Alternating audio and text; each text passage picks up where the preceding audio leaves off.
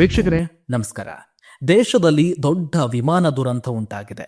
ಗುಜರಾತ್ನ ಅಹಮದಾಬಾದ್ ಏರ್ಪೋರ್ಟ್ ಹತ್ತಿರದಲ್ಲಿ ಏರ್ ಇಂಡಿಯಾಗೆ ಸೇರಿದ ಬೋಯಿಂಗ್ 737 ವಿಮಾನ ಪತನವಾಗಿದೆ. ಸುಮಾರು 142 ಜನರು ಇದರಲ್ಲಿ ಹೋಗ್ತಾ ಇದ್ರು. ತುಂಬಿದ ವಿಮಾನ ಟೇಕ್ ಅಪ್ ಆಗ್ತಾ ಇದ್ದ ಹಾಗೆ ಪತನವಾಗಿದೆ. ನಗರ್ ಏರಿಯಾ ಅನ್ನೋ ಕಡೆ, ಅದರಲ್ಲೂ ಕೂಡ ಮೆಡಿಕಲ್ ಕಾಲೇಜಿನ ಹಾಸ್ಟೆಲ್ ಬಿಲ್ಡಿಂಗ್ಗೆ ಈ ವಿಮಾನ ಅಪ್ಪಳಿಸಿದೆ. ಈ ಜಾಗ ಏನಿದೆಯಲ್ಲ, ಈ ಜಾಗದಲ್ಲಿ ತುಂಬಾ ಜನಜಂಗುಳಿ ಇರತಕ್ಕಂಥ ಪ್ರದೇಶ. ಅದರಲ್ಲೂ ಕೂಡ ಸಾಕಷ್ಟು ಹಾಸ್ಪಿಟಲ್ಗಳು, ಶಾಲೆಗಳು, ಪಾರ್ಕು ಇವೆಲ್ಲವೂ ಕೂಡ ಈ ಜಾಗದಲ್ಲಿದೆ.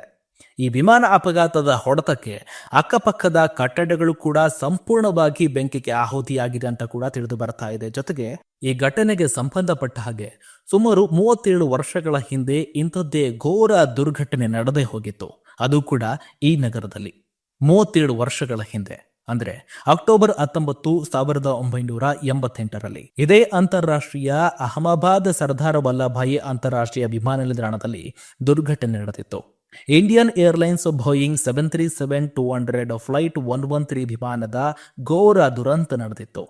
ಆಗ ವಿಮಾನದಲ್ಲಿದ್ದ 135 ಜನರಲ್ಲಿ 133 ಪ್ರಯಾಣಿಕರು ಜೀವ ಕಳೆದುಕೊಂಡಿದ್ರು.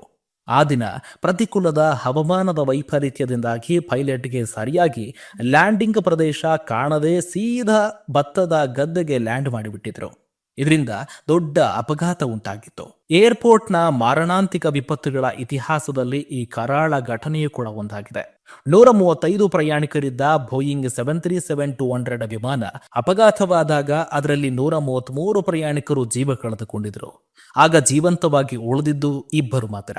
ಅವರೇ ಆಕಾಶ್ ಅಗರ್ವಾಲ್ ಮತ್ತು ವಿನೋದ್ ತ್ರಿಪಾಠಿ ಅನ್ನೋರು. ಆ ದಿನ ವಾತಾವರಣದ ಪ್ರಭಾವದಿಂದಾಗಿ ಆ ದುರಂತ ನಡೆದು 133 ಜನರು ಉಸಿರು ಬಿಟ್ಟಿದ್ರು. ಆದರೆ ಈ ಗುಜರಾತ್ನ ಅಹಮದಾಬಾದ್ನಲ್ಲಿ ಪತನವಾದ ಏರ್ ಇಂಡಿಯಾ ವಿಮಾನದ ದುರಂತದ ಪ್ರಕರಣದಲ್ಲಿ ಓರ್ವ ಪ್ರಯಾಣಿಕ ಹೊರತುಪಡಿಸಿ ಉಳಿದ 241 ಮಂದಿ ಬಲಿಯಾಗಿದ್ದು, ವಿಮಾನ ಪ್ರಯಾಣಿಕರಲ್ಲದೆ 5 ಹಾಸ್ಟೆಲ್ ವಿದ್ಯಾರ್ಥಿಗಳು ಕೂಡ ಸಾವನ್ನಪ್ಪಿದ್ದಾರೆ. ಸದ್ಯ ಗುಜರಾತ್ ರಾಜಧಾನಿ ಅಹಮದಾಬಾದ್ ಏರ್ಪೋರ್ಟ್ ಬಳಿ ಟೇಕ್ ಆಫ್ ಆಗ್ತಾ ಇದ್ದ ಏರ್ ಇಂಡಿಯಾ ವಿಮಾನ ಟೇಕ್ ಆಫ್ ಆದ ಕೆಲವೇ 5 ನಿಮಿಷಗಳಲ್ಲಿ ಪತನಗೊಂಡಿದೆ. ಅಂದಹಾಗೆ ಏರ್ಪೋರ್ಟ್ ಬಳಿ ಮೆದಿನಿ ನಗರ್ನಲ್ಲಿ ಈ ಘಟನೆ ಸಂಭವಿಸಿದ್ದು. ಬೋಯಿಂಗ್ 737-8 ಡ್ರೀಮ್ ಲೈನ್ AI-171 ಸಂಖ್ಯೆ ವಿಮಾನವು 230 ಪ್ರಯಾಣಿಕರು ಮತ್ತು 12 ಸಿಬ್ಬಂದಿ ಸೇರಿದಂತೆ ಒಟ್ಟು 242 ಜನರೊಂದಿಗೆ ಲಂಡನ್ಗೆ ಹೋಗ್ತಾ ಇತ್ತು. ಆದರೆ ವಿಮಾನವು ನಗರದ ವಿಮಾನ ನಿಲ್ದಾಣದಿಂದ ಸ್ವಲ್ಪದ ದೂರದಲ್ಲೇ ಫಾರೆನ್ಸಿಕ್ ಕ್ರಾಸ್ ರಸ್ತೆಯ ಬಳಿ BJ ಮೆಡಿಕಲ್ ಕಾಲೇಜು ಹಾಸ್ಟೆಲ್ನ ಮೆಸ್ಗೆ ಬಿದ್ದಿದೆ. ಈ ದುರಂತದಲ್ಲಿ ಒಟ್ಟು 241 ಮಂದಿ ಸಾವಿಗೀಡಾಗಿದ್ದು, ವಿಮಾನದಲ್ಲಿದ್ದ 242 ಜನರಲ್ಲಿ 230 ಪ್ರಯಾಣಿಕರು, 12 ಮಂದಿ ವಿಮಾನ ಸಿಬ್ಬಂದಿ, 2 ಪೈಲಟ್ಗಳು ಇವರೆಲ್ಲರೂ ಕೂಡ ಸೇರಿದ್ರು. ಇದಲ್ಲದೆ 242 ಜನರಲ್ಲಿ 169 ಭಾರತೀಯ ಪ್ರಜೆಗಳು, 53 ಬ್ರಿಟಿಷ್ ಪ್ರಜೆಗಳು, 1 ಕೆನಡಾ ಪ್ರಜೆ ಮತ್ತು 7 ಪೋರ್ಚುಗಲ್ ಪ್ರಜೆಗಳು ಕೂಡ ಈ ದುರಂತದಲ್ಲಿ ಸಾವಿಗೀಡಾಗಿದ್ದಾರೆ. ಇದಲ್ಲದೆ ವಿಮಾನದ ಡಿಕ್ಕಿಯಾದ BJ ವೈದ್ಯಕೀಯ ಕಾಲೇಜಿನ 5 ಮಂದಿ ಹಾಸ್ಟೆಲ್ ವಿದ್ಯಾರ್ಥಿಗಳು ಕೂಡ ಸಾವಿಗೀಡಾಗಿದ್ದಾರೆ.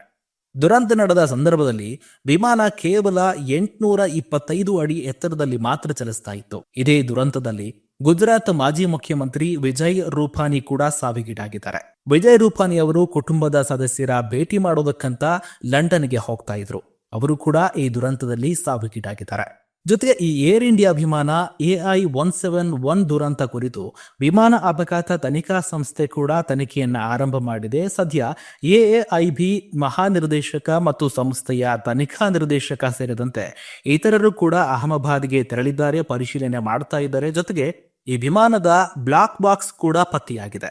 ಇನ್ನು ಭಾರತೀಯ ವಾಯು ಪ್ರದೇಶದಲ್ಲಿ ಸಂಭವಿಸಿದ ವಿಮಾನಗಳ ಅಪಘಾತ ಮತ್ತು ಗಂಭೀರ ಸ್ವರೂಪದ ಘಟನೆಗಳಿಗೆ ಸಂಬಂಧಪಟ್ಟ ಹಾಗೆ ಸುರಕ್ಷತಾ ಮಾನದಂಡಗಳ ವಿಂಗಡಣೆಯ ಹೊಣೆ ಜೊತೆಗೆ ನಾಗರಿಕ ವಿಮಾನಯಾನ ಸಚಿವಾಲಯ ಈ ಬಗ್ಗೆ ಹೇಳಿಕೆ ಕೊಟ್ಟಿದೆ.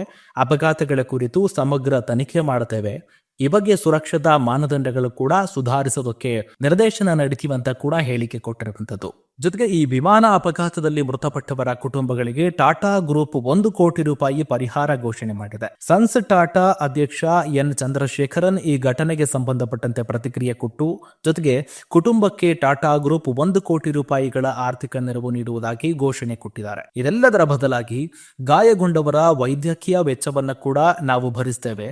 ಜೊತೆಗೆ ಮುಖ್ಯವಾಗಿ ಈ ಹಾಸ್ಟೆಲ್ ವಿದ್ಯಾರ್ಥಿಗಳಿಗೆ ಸಂಬಂಧಪಟ್ಟ ಹಾಗೆ ಹಾಸ್ಟೆಲ್ ಅನ್ನ ಪುನರ್ ನಿರ್ಮಾಣ ಮಾಡೋದಕ್ಕೆ ಕೂಡ ನಾವು ಬೆಂಬಲ ಕೊಡ್ತೇವೆ.